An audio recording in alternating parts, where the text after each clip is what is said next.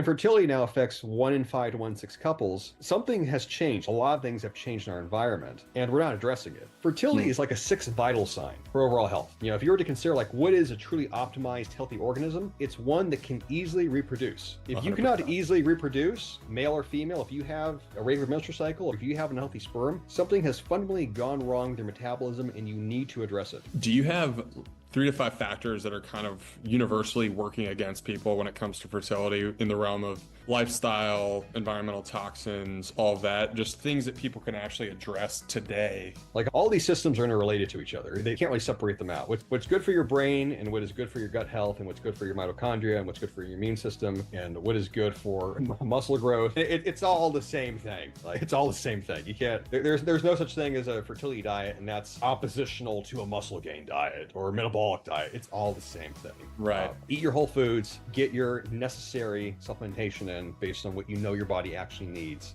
and then reassess every so often. Hey, Jack, welcome back to the Meat Mafia Podcast, brother. Good to have What's you. up, Harry? Good to see you again. Dude, you were on episode 82 of the Meat Mafia Podcast. Sweet. You've been doing well. It's been a minute, man. Yeah, we're Yeah. almost up to 400 episodes here. So we started out doing a bunch of virtual episodes, did a bunch of episodes with great people who are inspiring us on X and other platforms, people like yourself, and switched more over to the in-person model, and now just trying to get a little bit back to having some conversations virtually, and with some of the people who've just continued to inspire us in the health space, you being one of them. So pumped to have you back Appreciate on. that. Good to see you again. Dude, likewise. Yeah, this is kind of sparked after exchanging some notes on some concepts around lifting slowly. You commented on something I posted and gave me a little course correction, and we went back and forth a bit, just around some lifting stuff. So I feel like X is just such a rich platform for sharing ideas, and you've been doing it. How long have you been on X for? At this point, like I would say full time on X since 2015. So we're actually going on the 10-year mark, Dang. which that's actually crazy to think about. I didn't realize it was that long. Yeah, so What it's been a decade. what started your journey on X, just sharing information on there? Because you've got your newsletter, you got up to 42,000 people on the newsletter. This just the idea of just putting yourself out there and sharing information on your passion. How'd you originally start that? And yeah, I'm sure over the last 10 years you've seen a lot of things change. Yes. So a quick backstory. Like I'm going to be arrogant and assume most of your listeners know who I Yeah, am or have heard about me, but yeah, and uh, if you need any backstory, go back to episode 82. We yeah. dive into it a bunch. Yeah, so I've been a personal trainer now for 15 years. When I started personal training, it was 2010. That was right when social media was starting to take over. I realized 1, 2, 3 years into training that the social platforms, which at that time was, Facebook was the dominant platform. Yeah, then YouTube, obviously, is also Instagram, that these things were taking over like the public consciousness. And the ability to garner an audience by sharing content, what's now called content, back then it was more blogging, but the ability to grow an audience through blogging, through video, through insights, through knowledge, that was huge, and it gave you incredible leverage, and it was unparalleled in world history that anyone could do this. There's no prior comparison you can make to any other past historical era for the ability to reach thousands, tens of thousands, hundreds of thousands, millions of people at scale from a device instantaneously. It's still unreal to me. Yeah. Uh, and I saw early fitness influencers. I mean, some of whom have passed away, like my mentor John Meadows. They were making videos, they were producing content, they were writing articles, and they had an audience and they had a business. So I set out to do something similar. Uh, Back then, there was no such thing as an influencer content maker. It was just everyone was figuring it out. You were just making stuff and enjoying the experience. So I started blogging, and then 2015, uh, I started to get more politicized since I had seen a lot of socioeconomic, social demographic, sexual social dynamic changes throughout my 20s in the United States. I felt the United States and Western civilization as a whole was going in a destructive direction. And Twitter, as it was then, I realized was a bit more politically attuned. And I liked it because you could post really fast, 140 characters a minute, 140 characters a post. So I posted a lot, and there's lots of interesting people on there, obviously. And that was 2015, and then 2016 election came. 2016 to 2022 was sort of the dark era of censorship. I kept posting through it, kept meeting like-minded people. Eventually, Elon bought the platform. Now it's X. Now we have freedom of expression, much more than we did before, freedom of thinking, to be more accurate. And I was able to create a business out of it. I was able to meet people. I met my wife through X, through Twitter. Really? Yeah, I've Wow. met all my business partners through Twitter. I've done a lot of things because of the platform. Like I'm always gonna be very grateful for it. And yeah, I've realized, having been on it this long, and there's so many intelligent people in the world, that I would say it's like a power distribution. The top 1,000 people on Earth, all the heavy hitter sort of intellectuals in every sphere, everybody knows each other. And there's Hmm. very few degrees of separation between people. It's been extraordinary to me, coming from a very blue collar, middle class kind of background, like the social ladder I've been able to climb, if I'm being honest. And it's all been because of these online tools. It's all been because of forums like X, where you can talk to anybody, you can meet anybody. And if you have good ideas, if you have valuable things to share, you will connect with like minded people. And at that point, the sky's the limit.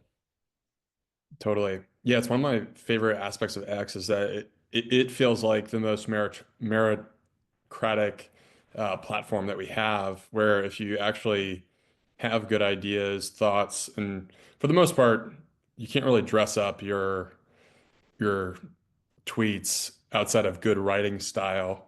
You can throw a few good pictures on there, or video or whatever, but for the most part, it seems like the access to just really you know incredible thinkers and people, it's so thin.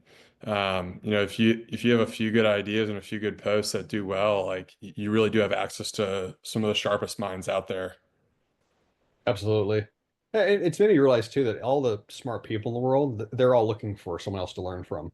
Mm, totally. If you're someone where you are intellectually curious, naturally skeptical, you like to inquire, you like to learn things, you're autodidactic, X Mm, is the best platform, totally. without question. Yeah, well said. What's been your experience the last year just observing the health movement kind of go through this transformation and really enter, I would say, like this alternative health movement has now entered like the full mainstream narrative, which is it's super interesting to be a part of and observe and just see how it's digested by the mainstream. But it really does seem like things that most of us have been talking about on the platform for a while are now actually just part of the mainstream narrative, which is encouraging from my perspective, but curious to see kind of how you've observed it. Yeah, it's how life has changed. I mean, I've changed a lot with my viewpoints, perspectives on and so many things that, health, body, environmentally related. I mean, where to even begin with that? But I would agree. Things that were considered alternative 5, 10, 20, 30 years ago, they're now fully mainstream. They're now fully in the public consciousness. Mm. Uh, it's been crazy to me that, if you go back 10 years, 15 years, 20 years, being a personal trainer working in health fitness was not considered prestigious at all. It wasn't even considered credible. It wasn't considered really anything. It had no real reputational weight behind it.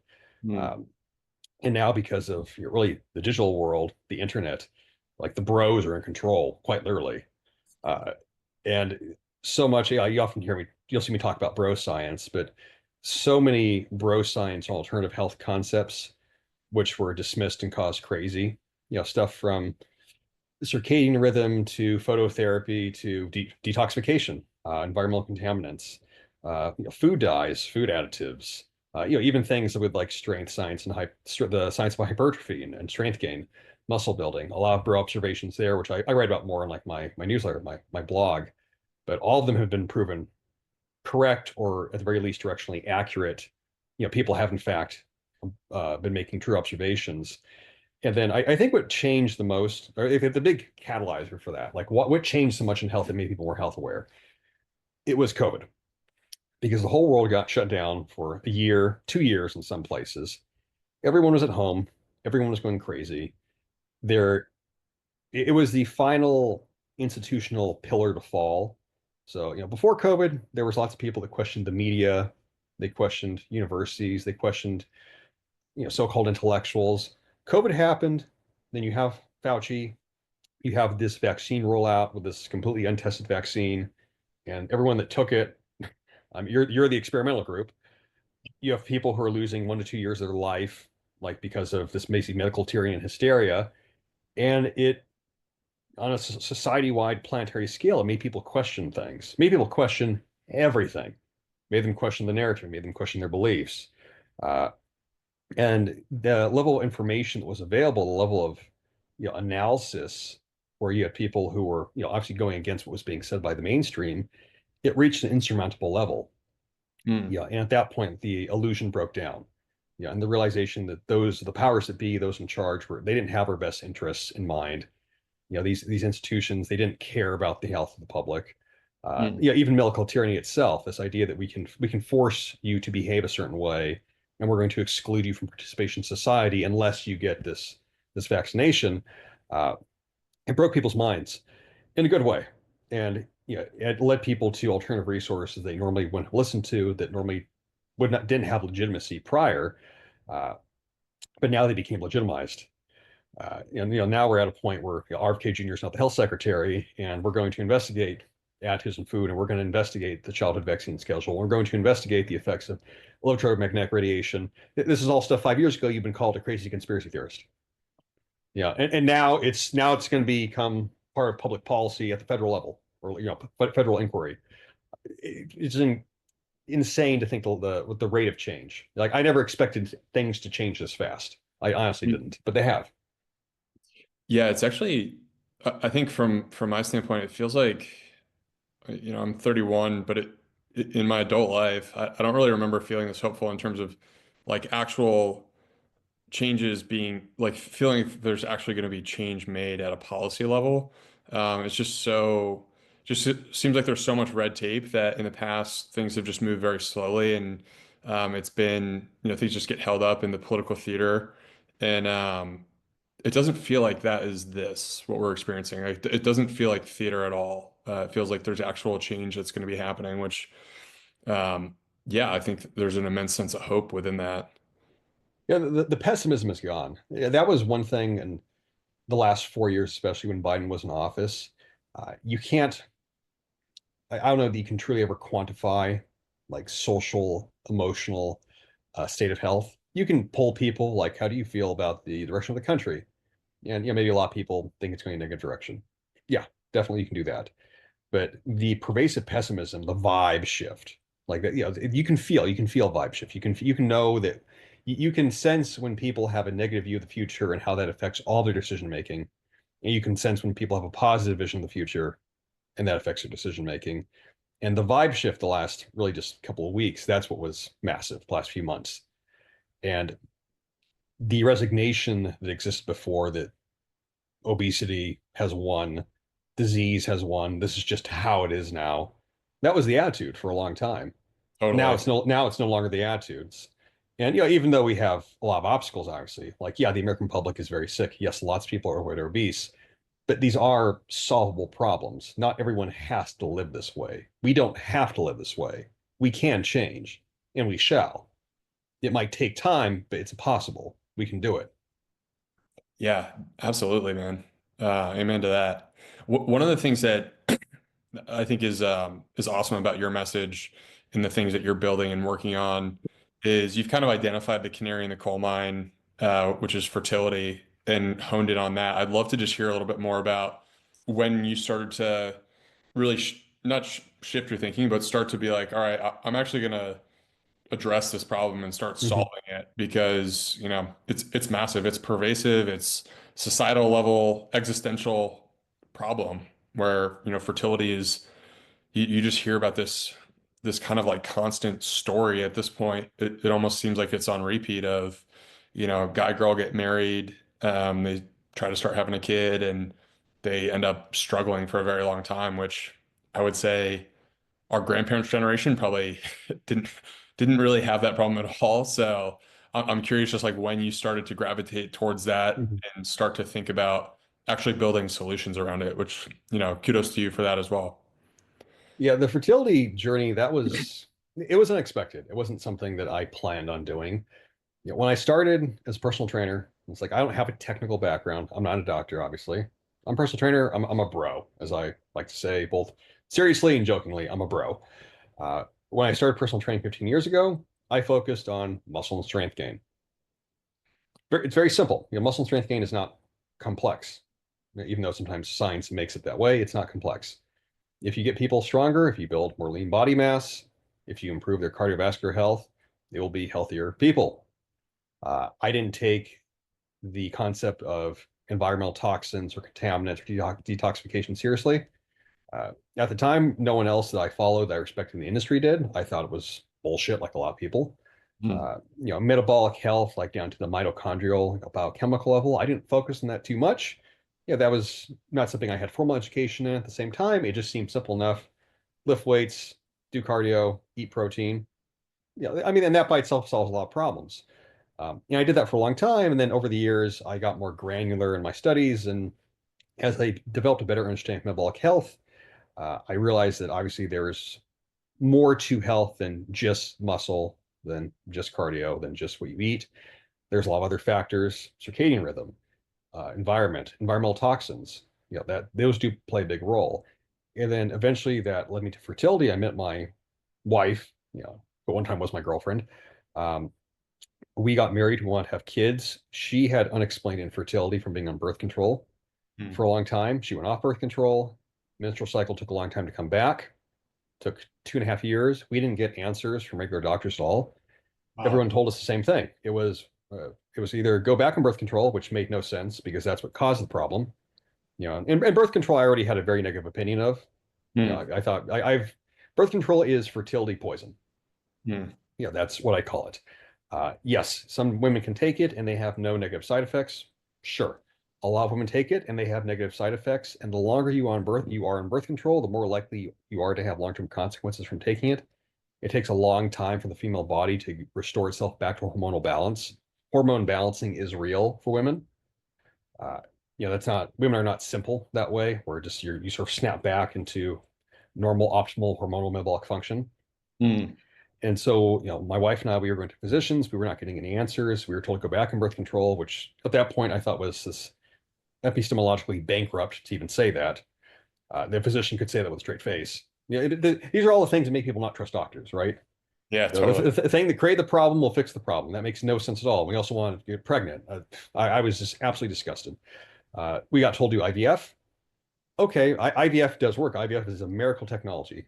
IVF is a brute force, essentially hormonal surgical procedure to try to make a pregnancy happen. It has a Hmm. very high failure rate. Hmm. We looked into it. It wasn't something that we felt comfortable with, but we looked into it. People don't get told that IVF has a failure rate of anywhere 40, 50, 75%. Most of Wow. the time it requires multiple cycles. Multiple cycles of IVF, you are easily spending, because it's predominantly out of pocket, 25, 50, 75, $100,000, and it still might not work.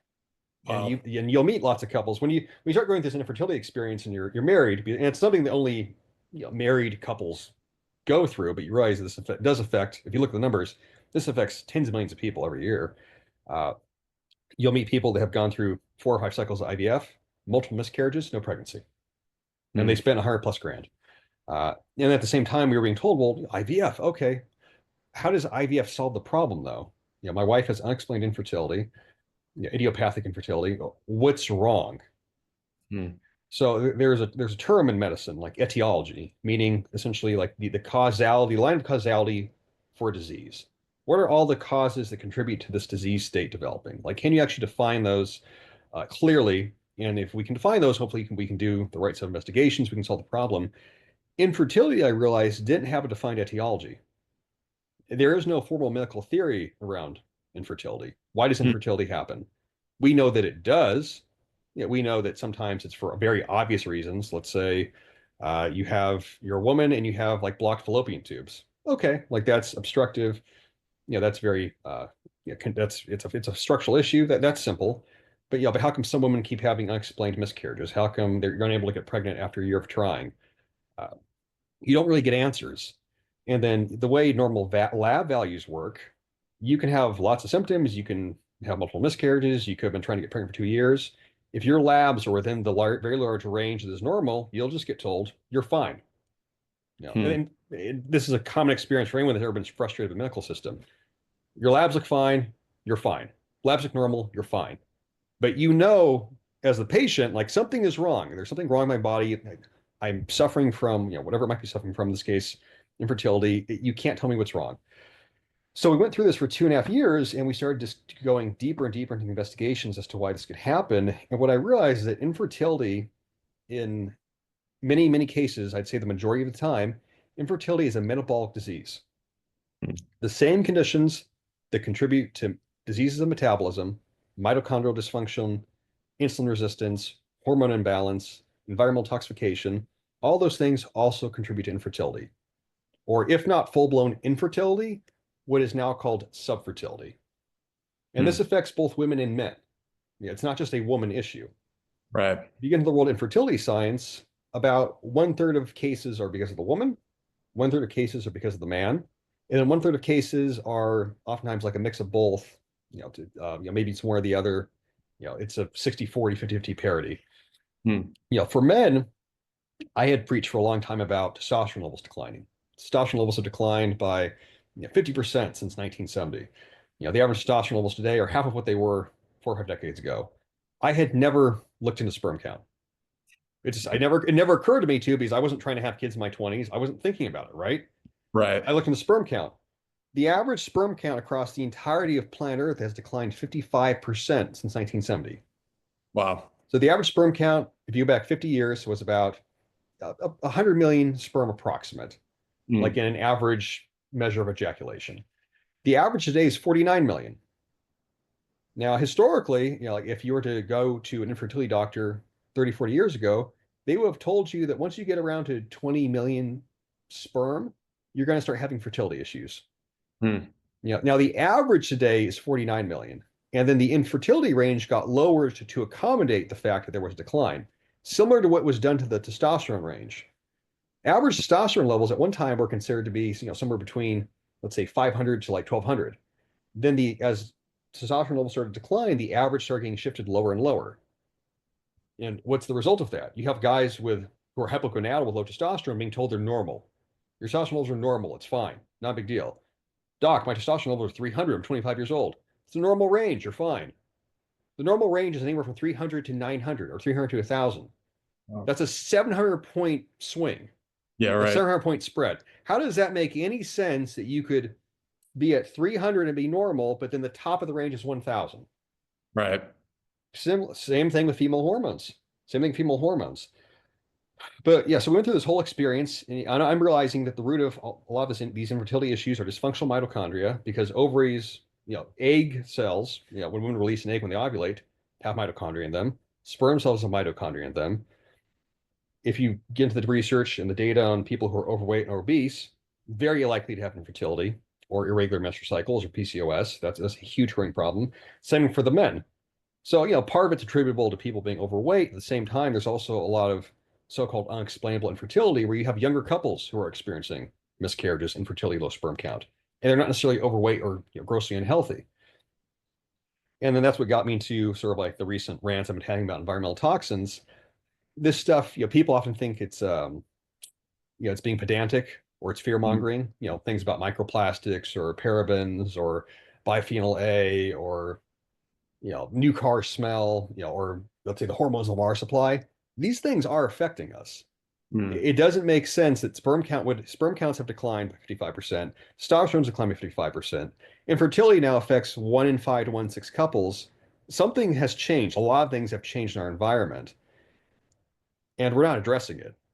Hmm. And when you go to get pregnant, if you're married and you have a wife, every year you don't have a child is another year lost. You're running Hmm. out of time. And then there's another common misconception that, well, we have fertility issues because everyone's older. It's because you're old. It's because the women are old. That's not true. Directionally, that is somewhat precise, but it's not true. As women age, what is actually declining? That was my big question, because it seems like that was like an easy, blunt answer. It's because women are older. All right, well, what is it that's actually making it more challenging for an older woman to have a child? You go into dig into the data. What do we already know about muscle? Every year past 30, you lose about 1% of your muscle mass. What are you also losing? You're losing mitochondrial energy capacity. Hmm. Oxidative phosphorylation ability is probably going down as you get older. What is the strongest biomarker that indicates the highest probability for success in IVF? Healthy mitochondria. So the women with the healthiest mitochondria are most likely to have a successful pregnancy from IVF. Hmm. You go into the research on women with a high rate of miscarriages, on healthy mitochondria. You go into the research on men who experience more miscarriage with their partner because of damaged sperm, damaged mitochondria.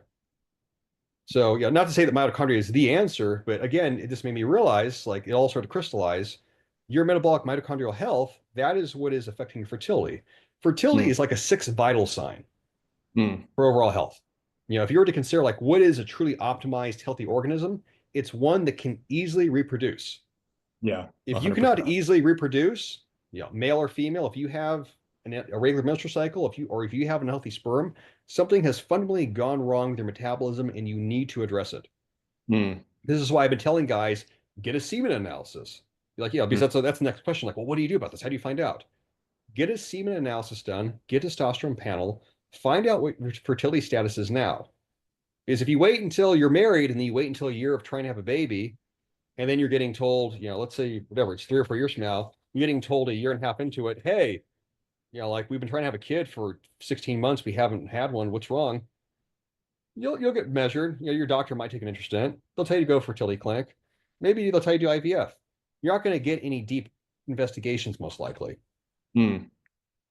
Do you have, 3 to 5 factors that are kind of universally working against people when it comes to fertility, in the realm of lifestyle, environmental toxins, all of that, just things that people can actually address today, whether it's, getting more sunlight or removing certain things from their diet, getting a water filter, whatever it is. Like there's probably, I think, so many simple levers that people could probably pull, I had imagined.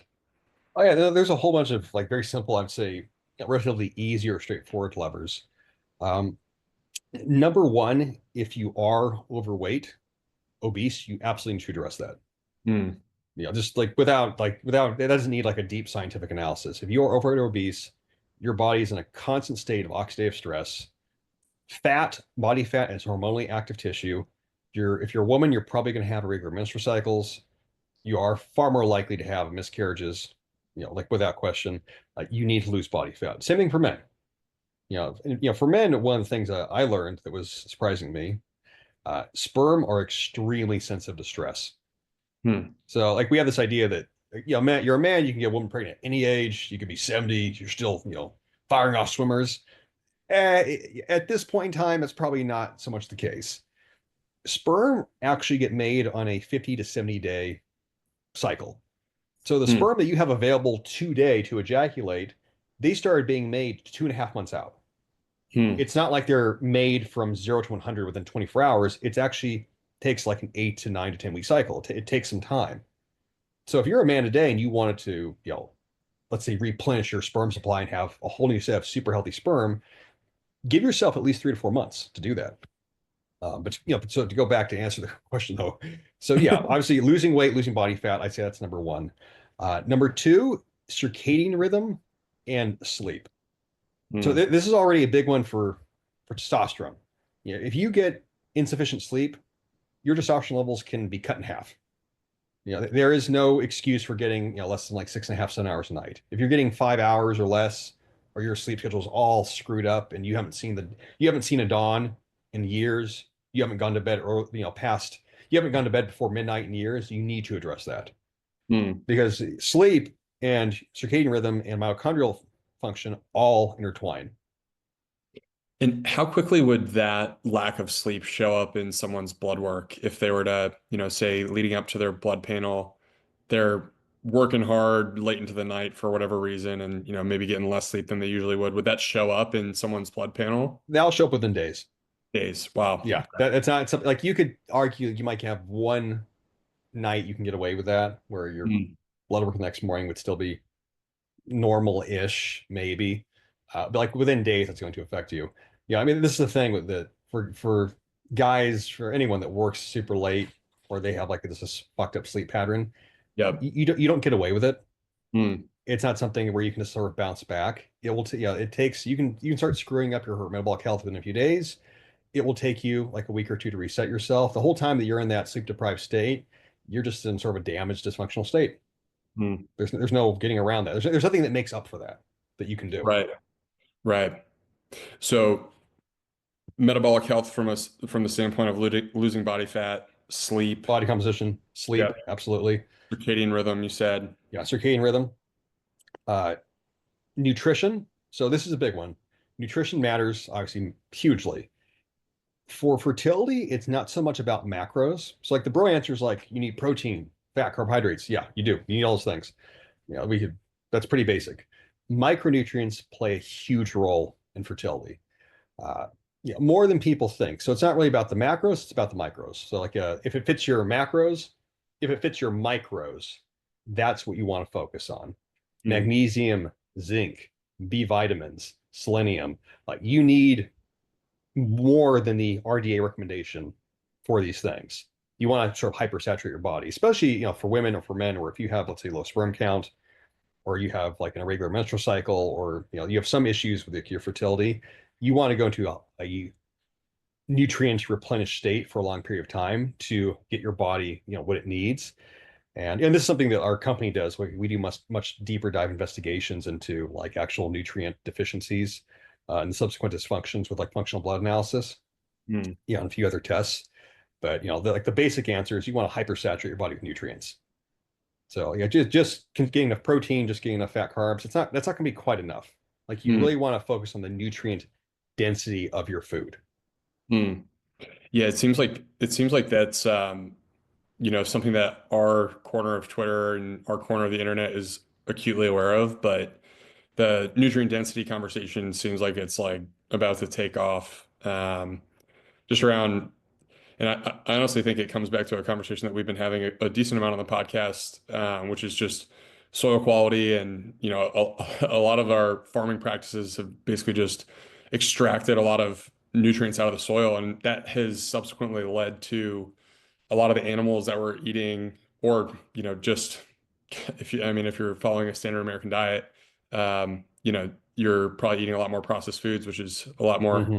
empty micronutrient calories. So, um, super important. And I think a point to press into and double click on for a lot of people is just, get that blood work done and see where you need to be reinforcing through single ingredient whole foods. Do you recommend supplementation for any of those micronutrient deficiencies? I mean, we do recommend supplementation, but I've said this before for years. Supplementation, it should be specific. Hmm. For infertility, like I'm very pro supplements because you can just get very high levels of various nutrients, beyond what you might be able to practically get through food. But at Right. the same time, supplements are not a solution for a broken diet, for insufficient diet. Like if you want to get more magnesium, yeah, you could definitely take a magnesium supplement. At the same time, you could also eat more, various nuts. You could definitely eat more fish, fatty fish. You can definitely eat various kinds of seeds. You want more potassium. Yeah, you can take potassium. You could also have bananas. You can have potatoes. You can have avocado. You can have coconut. You want more vitamin B. You can take vitamin B complexes. You can also eat steak, obviously. You can have eggs. You have egg yolks. Yeah, and same thing for all the other micros. Um, so like, fixed diet first. Like, we have fertility diets we recommend to people, which are very just basically very nutrient dense, foodless, focus on these things. At the same time, if your blood work does show that you have insufficiency or an imbalance, yeah, let's take that for a period of time and get those levels up. And maybe address the metabolic factors which are affecting your ability to metabolize those nutrients in the first place. Digestion's a whole other piece to it. If you have irregular digestion, poor digestive gut health, you go into the research, poor gut health is very common for infertility, very common for PCOS, very common for miscarriages. Like all these systems are interrelated to each other. You can't really separate them out. What's good for your brain and what is good for your gut health and what's good for your mitochondria and what's good for your immune system and what is good for muscle growth. Your It's skin. yeah, your skin. It's all the same thing. Like Yep. it's all the same thing. You can't. There's no such thing as a fertility diet, and that's oppositional to a muscle gain diet or a metabolic diet. It's all the same thing. Uh, Right. yeah, eat your whole foods, get your necessary supplementation in based on what you know your body actually needs, and then reassess every so often. Like this is why we have our clients and our patients do blood work, establish a baseline, get as much data as you can, start making measurable changes, and then reassess the data after about 3 months and see where you're at. And then Mm, you can know, like, if something's working or not working. mm. Yeah, absolutely. I want to circle back to the IVF conversation because I Yeah. feel like I don't think we fully got your take there. And I'm curious, was there anything about it that that really steered you in the other direction?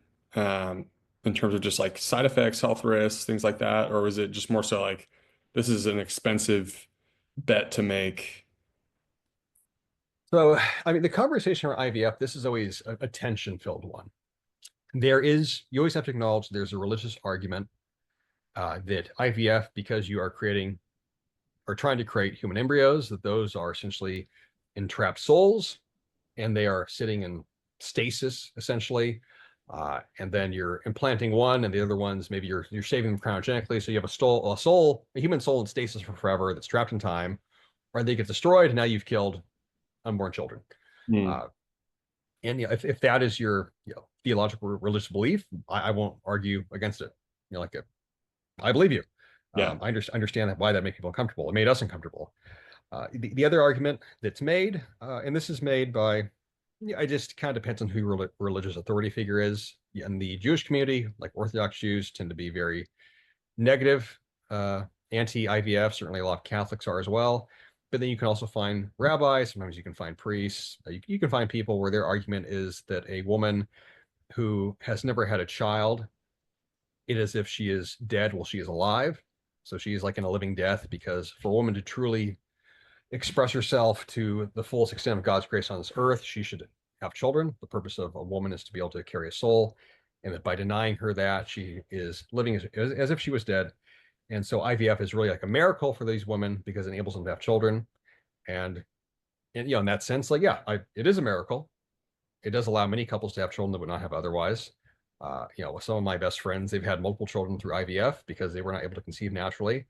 I'm not going to condemn them for what they did or say it was evil.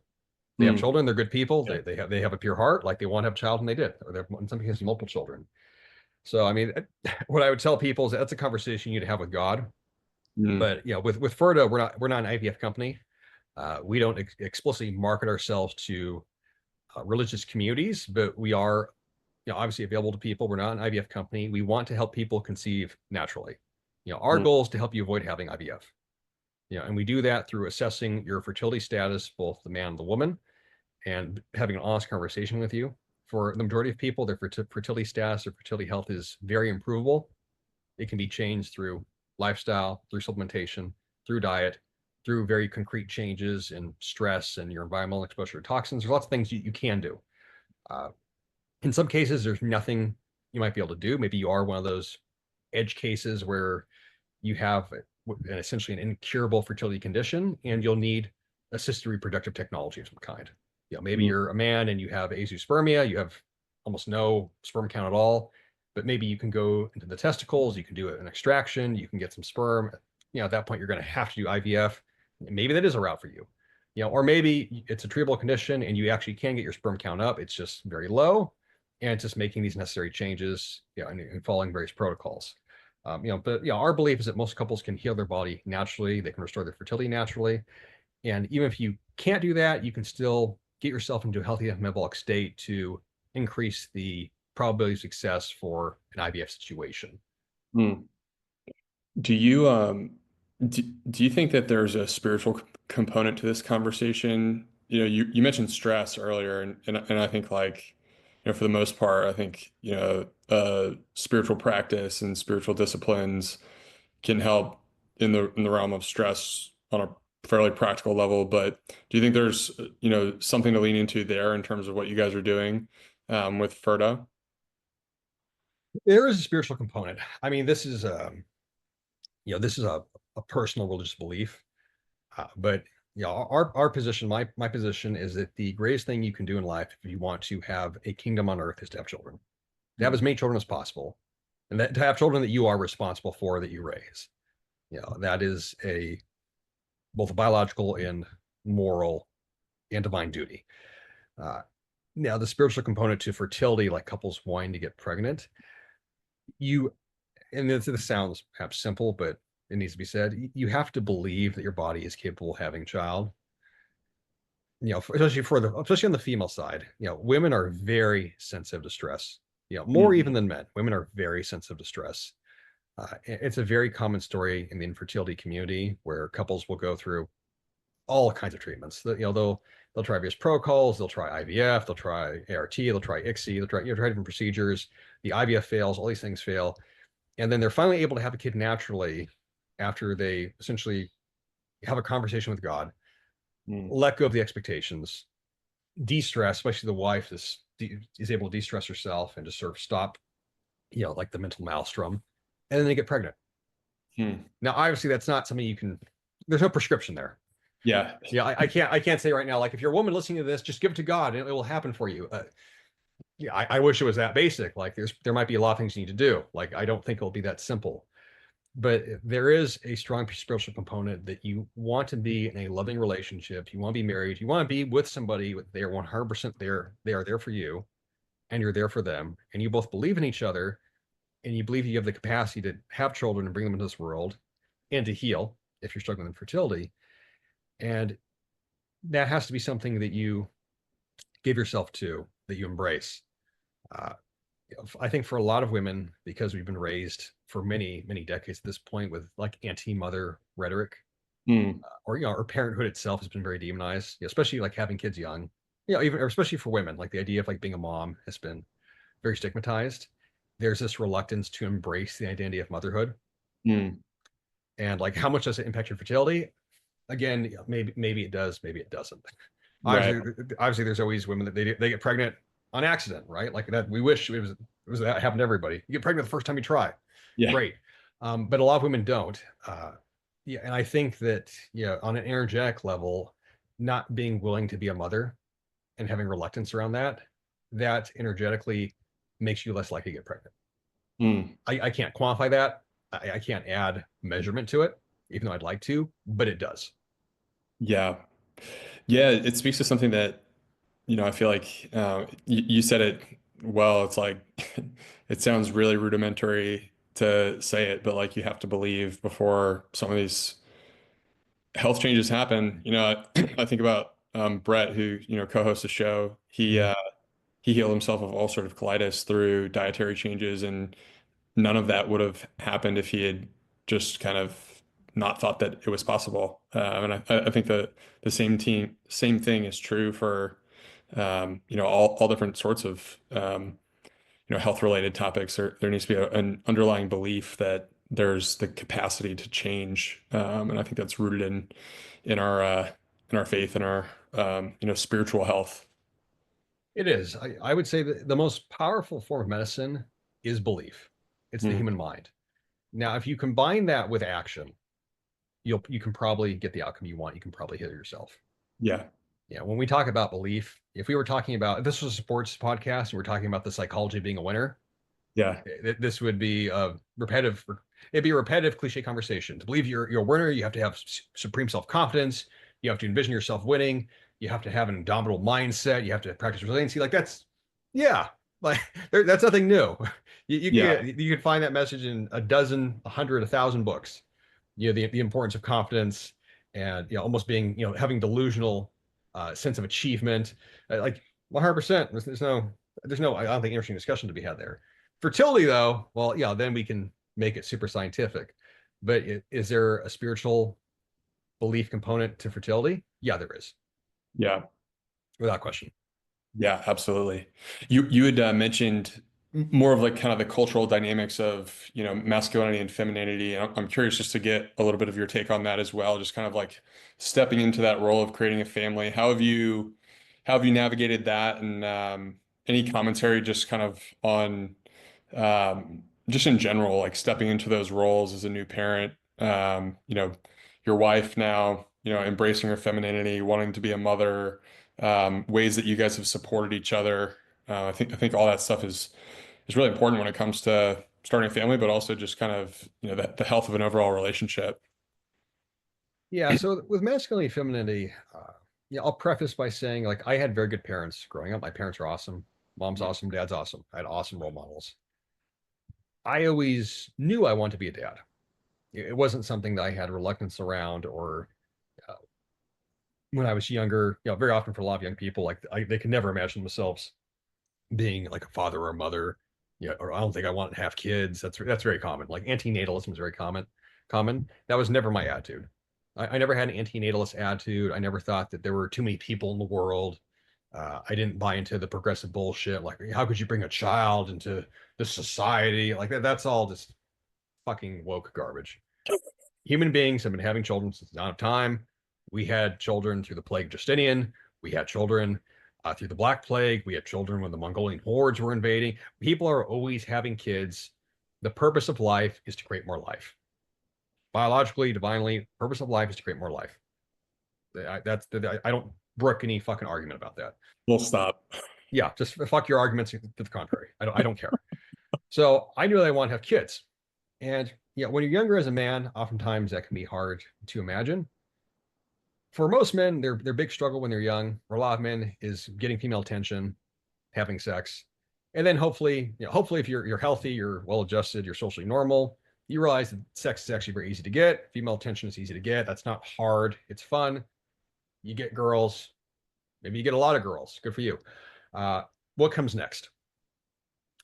I never got trapped. Some men get trapped, but I never got trapped in the sex phase, so to speak, where you see this a lot like in the red pill community. Guys will be like in their 30s, 40s, and like they just want to get laid. Mm-hmm. That's great. At a certain point, you do have to grow up. And it's not to say that sex isn't awesome. Sex is fucking awesome. Uh, but I will say honestly, as a being a married man, sex with someone you love is a lot better than with sex with someone that you just met that night. Mm-hmm. Yeah, maybe that makes me square. I don't care. But I like being married. I love my wife. I love being married. We have a great relationship, and I've always viewed being a man as a progressive ascendancy through different sort of arcs of character. Right. So you're born a young guy, you're born a baby, you grow up, develop the tools, obviously, to be independent in the world. You go through your 20s to about 30. You develop a skill set, you develop true independence, you're able to support yourself, you're able to take on more responsibility. Eventually, hopefully, you're able to take care of a woman, you're able to have a family, you're able to be a role model to somebody. Responsibility keeps increasing. Your personal power that way, where you're capable of, keeps increasing. Some men, they don't want that. That's fine. I'm not talking to those guys. For everybody else, I'm talking to you. So I knew I wanted to be a father. I wanted to be a husband. I want to have children. And as your responsibility increases, that leads to more growth. You find out you're capable of more. It also requires you to pull out of yourself whatever internal qualities you might have. So I've enjoyed that. I've enjoyed that immensely. And that's something that I wanted that. So I created it. And even before I ever was married, before I even met my wife, I knew I wanted my wife to be a stay-at-home mom. I didn't want my wife to work. That's a very I've criticized this before online, but like this, the sort of like the we're called like the boomer concept of like the work wife or the working wife, or like the woman that share the glass ceiling, you could have it all. It's all bullshit. It's all bullshit. Women are happiest when they're taking care of things and they got little projects. I'm quoting Med Gold right now. Correct, Med Gold. Women are happiest when they're taking care of things, got little projects, and they're taking care of babies. Mm-hmm. If you are one of those women where you want to have a career, fucking all power to you. Was not the girl for me. I wasn't gonna waste my time with that shit. My wife is that we both work from home. She's home. She loves being home. She's never. I mean, not that she's been in an office in a long time. She's never going back to a fucking office. My God, Jesus. So I mean, that's been my attitude about it, and it's worked out so far. Our big obstacle that we had, our challenge, was her infertility issues, but we were able to solve those. That was one thing when I was working with the human body for so many years as a personal trainer. I always knew that people have the power to change. If you can change your body, because to change the body is to change the mind. That goes both ways. It's chicken and egg. Which one comes first? It happens simultaneously. You can change your body, you can change your mind. Your body has the capacity to heal. And science right now is in an explosive state of growth. This is the golden age of health, legitimately is. We have so much knowledge available to us. And a lot of it's scattered, it's decentralized, but we can put together, we can make it whole, we can see the connections, and we can solve the issues, the illnesses that plague us, infertility being one of those things. We have the ability and the means to do so. Hmm. So I kind of rambled there. I think the question was about something with being a father, kids, marriage, but hopefully that helps somebody. No, dude, that was great. And I just want to commend you for identifying a problem that's, probably feels like, bigger than like it's not going to be one person solving this massive fertility No, problem. no. But I mean, infertility, like this is the thing with the decline in the fertility rate. So Elon tweets about this, I think, like every other day. Uh, Birth rate has gone down. Birth rate's going down globally. 100% it is. Like, without question, it's going down. It's a major issue in a lot of countries that have a really low birth rate. There's not enough people being born to replace the people who are dying. You're going to end up with this very older, top-heavy population. At that point, I don't know how you grow an economy when you don't have enough young people. Like when you have negative population growth, you can't grow your economy, fundamentally. And who's going to take care of all these old people, right? Like these are real issues. Uh, I don't have answers to solve that. Like there's gazillion analysis that go around every day as to why that's happened. Is it because of decadence? Is it because of consumerism? Is it because of social media? Like, yeah, you can do these deep dive analysis constantly, and there are probably our root causes worth trying to address. But underneath, our position is underneath that. What I've seen is like, yeah, birth rate's gone down, but part of the reason why it's gone down is because the people that want to have children can't, which is what infertility is. So like let's focus on the tens of millions, hundreds of millions of couples that want to have kids and heal those people. I don't think we're going to fix Absolutely. the people who have gone over to antinatalism. It's like, fuck off from not having children. I'm going to be a dink retard. Okay, it's not great. Go do that. Enjoy it. I don't care. I want to help the people who. Do you want to have a child? Yes. All right, we're here for you. Yeah. Is there anything that you've uncovered since you started Ferta that has surprised you? Any anecdotal stories or just kind of piece of data that have stood out as shocking? The thing that has surprised me, I mean, and credit to all the hippies that talked about this for years, and I didn't take it seriously really even until I started this company. So we were going through this. Environmental toxins detox is real. Hmm. Like it's real. Like everything in our environment that's a chemical, it does affect us. Everything affects us, and it's not any one thing. Like, yeah, we can talk about plastics. Yeah, there's lots of different kinds of plastics. We can talk about petrochemicals. We can talk about fragrances. Um, we can talk about the depletion of nutrients, obviously in food supply. We can talk about food additives, these things. All these things in isolation are probably safe, like in small amounts. You can argue like they're all safe, but we're hypersaturated with them all the time. So it's like chemical death by 1,000 paper cuts. Hmm. Yeah, it's not. Something I wish that's additive. It's kind of like this accumulative load. everything accumulates, and then heavy metals. That's another one. The thing that's been crazy to me is like I'm constantly going through all this research with my team. We're just like trying to find let's find everything we can that affects fertility and fertility, and stuff like obviously like the plastics are a common one. It's like men who, let's say, experience like zero sperm count have higher accumulation of bisphenol A microplastics in like their tissues and their testicles. Now, does that mean it's just all about microplastics? Like, no, but that's interesting that the more chemical saturation you have, the more it seems likely you are to suffer from infertility. Same thing for women. Heavy metals is another one. Like, I never took it seriously until I started doing this. Like, yeah, heavy metals, you got detox of heavy metals. Or, sure, whatever. 10 years ago, I didn't give a shit. I was like, your liver detoxes you. But then you get into the science of the stuff and you find out that heavy metals, in fact, do accumulate in tissues. They do. Your liver is not processing everything out. It's not this perfect organ that takes everything out of you. All this stuff accumulates in tissues. It accumulates in fat cells. It accumulates in organs. And over time, it's not going to affect you in year one, but in year 5, 10, 15, 20. Let's say you're 35 years old. I want to have a baby, or you're a 35-year-old man. I want to get my wife pregnant.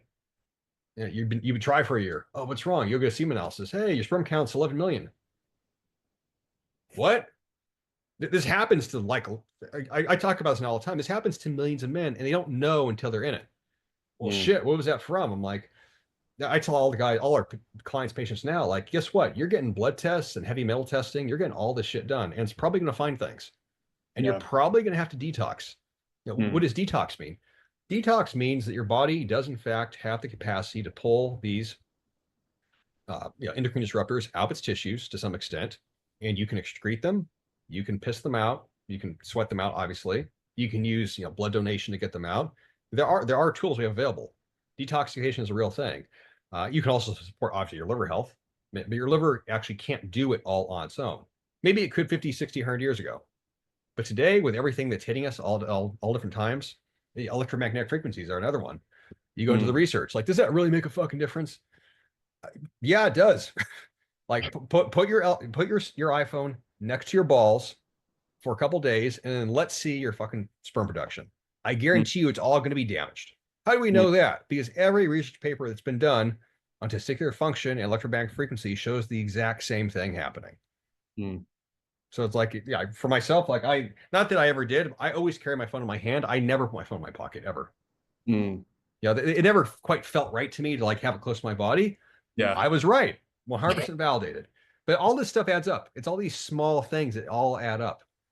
This is why living like a clean lifestyle. It's like, well, what do you do? It's like, well, yeah, whole food diet, 100%. Sweating daily, sauna. I've been on sauna kick now for like 2 years. Some people get sauna. Yes, get the goddamn sauna. Because guess what? Saunas do in fact detox your body. You got Right. heavy metals, you got fucking plastic accumulation. You can't get everything out, but you can get a lot out. Mm, Get that thing, spend the money, sit in it 4 or 5 times a week for a couple of months. Or you could do like a 30-day detox of various protocols and sweat. Another thing, another big detoxification pathway that gets overlooked. Low body fat percentage, especially for men. This is more for men. But, if you've been overweight your whole life or you're just like a husky boy, get down to single digit body fat. You know what it's going to do? It's going to get all that shit out of your tissues. mm, You're going to quite literally metabolize. You're finally going to break all down and burn it out. mm. Visceral body fat. That's another thing we could talk about. But like if you're a man and you want to optimize your virility, you want to be fucking shooting off 200 million sperm count loads. Get to low body fat. Use this on for a couple months. Then virility max. With like we have a whole bunch of protocols for this, and you'll be a healthier, more virile guy. Mm. 100% possible to do. Yeah. So, and I've seen you write about this a bit on Twitter, but you've talked about fasting a bit Mhm. in terms of a detox. How does that fit into this whole conversation with detoxification? So fasting and fertility don't actually really go together too much. So fasting is very effective. It's very effective for some metabolic pathways. It's very effective for getting rid of, let's say, senescent cells, like damaged cells need to die. Fasting can be very good for resetting gut health. So if you Mm, could, let's say you have gut issues. Okay, let's say you're someone like you've always had bad digestion. Combine some fasting, let's say like a 24, 36 hour, 48-hour fast, and then also doing an elimination diet, following it up. This is something I've used with clients to figure out what their gut issues are. It's like, all right, let's start with a fast. Let's get everything out of your system. Let's let your body kind of metabolize some of the bad bacteria that's in there. And let's start like an elimination diet, like carnivore diet, which is like meat and water. And then we'll kind of see what affects you. And over time, we can build up the gut microbiome. Uh, does fasting, though, like make you more fertile? No. For fertility, for men, you actually want to be eating, you want to have a regular eating pattern that's circadian aligned, basically meaning like eat 3 meals a day, nutrient dense meals. Basically eat like a bro, multiple meals a day. You want your body to have all the available nutrients and micronutrients to be making healthy sperm, be having high testosterone levels.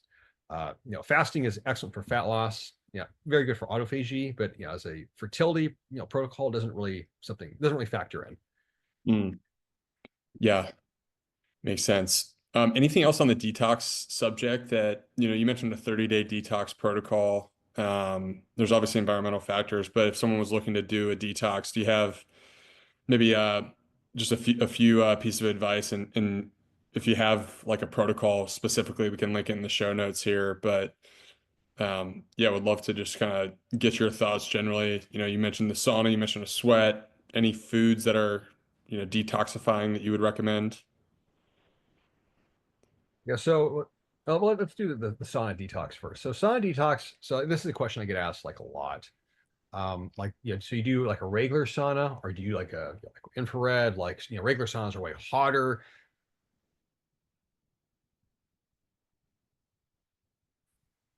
This Any sauna, if you're sweating a lot and it's hot, that's great. That's already a good thing. The compelling research I've seen, which I got this from Dr. David E. Roop, infrared Really? saunas. So the temperature is not as hot as a regular sauna, but because the infrared saunas use direct heat, it penetrates deeper into the tissues. You get far more of a deeper sweat response, which ends up being better for overall detoxification because there's a lot of stuff stored in the deeper layers of skin. The protocol that Dr. Root uses, it's a 30-day protocol and you're using the sauna, I think almost pretty much every day. And the infrared sauna, because it makes you sweat faster and gets the body itself hotter, you don't need to be in it as long. And you're doing like multiple times a day, short rounds, like 15, 30 minutes, something like that, sometimes longer. You're going to be sweating. You're going to be getting very dehydrated while you're doing this. You have to replenish with lots and lots of electrolytes. The book, you look this up on Amazon. Sauna Detoxification using niacin, Dr. Root. Sauna Detoxification using niacin, Dr. Root. So it's very detailed in there. So you can use for 30 days. You can detox yourself of pretty much almost everything. Maybe not all the microplastics, but certainly things like medications, various petrochemicals. He used this protocol very successfully with Gulf War veterans. They had Gulf War syndrome because those guys got toxified with tons of stuff, being in the oil fields burning, and then various chemical weapons that were exposed to, various vaccines that were given. But you can use that protocol, and you have to use an infrared sauna for it. As you're detoxing, it's also recommended to use binders, things like activated charcoal in the stomach that will bind to the toxins themselves, bind to, let's say, the medications, bind to the the drugs, whatever they might be, to get them out of the system so your body doesn't reabsorb them. So if you really want to go down like the detox heavy pathway, you could use that. And I'm also using niacin. Niacin creates a flush response. It's going to open up all of your tissues. You're going to be itching and sweating and detoxing. It's very intense, but you could do that. I haven't done that protocol in particular. What I did when I got my infrared sauna, I used it about 4 times a week over about 6-month period, and felt amazing, felt fantastic doing it. And then at a certain point, like as my wife and I, we've had 2 kids, we want to have a third one. I stopped using the sauna because the heat is very damaging to sperm. Sperm are extremely heat sensitive. So that's like a simple tactical change all the guys can make listening to this. Get cotton boxers, start wearing those. Don't wear polyester. Don't wear any, like tight underwear, briefs. Cotton boxers. Like you actually want to you want your balls hanging low. You want to be able to breathe. Sperm are very sensitive to any kind of stress, heat especially. You can nuke your sperm count with excessive sauna use. Now, if you have awesome sperm count and maybe it's not a big deal that you went from 150 to 75 million, great, thumbs up. But if you're like the average guy now and you already have a mediocre sperm count, being in the sauna a whole bunch, it's not going to help anything. So the sauna detoxification protocol, in the fertility context, like this is something to do to get healthier sort of at the beginning of your fertility optimization. You don't want to be necessarily using a sauna the whole time you're trying to get your wife or girlfriend pregnant. Right. Makes sense. Well, dude, I want to be respectful of your time.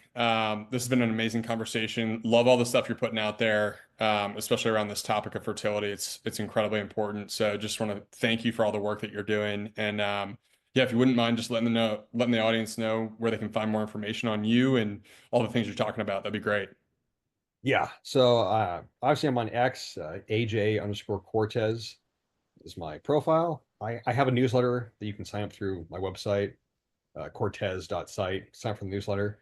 I talk about, we're building the company in real time. So I'm always kind of sharing like, the startup stories around building the company, but we are open for clients, for patients. The website is joinferta.com.